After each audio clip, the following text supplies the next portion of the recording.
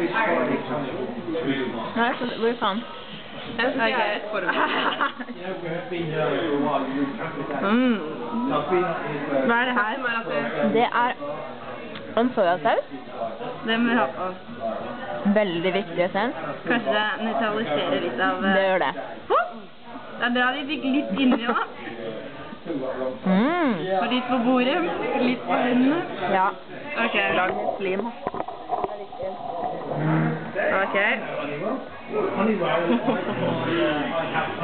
Altså, Victoria, jeg tror ikke jeg tar like så fint som deg.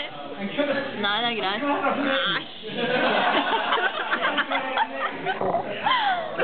Ok, dette er sånn mangdomsfest.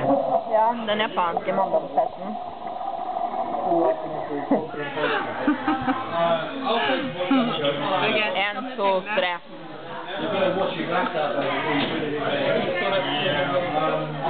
Var det godt? Ja, veldig godt.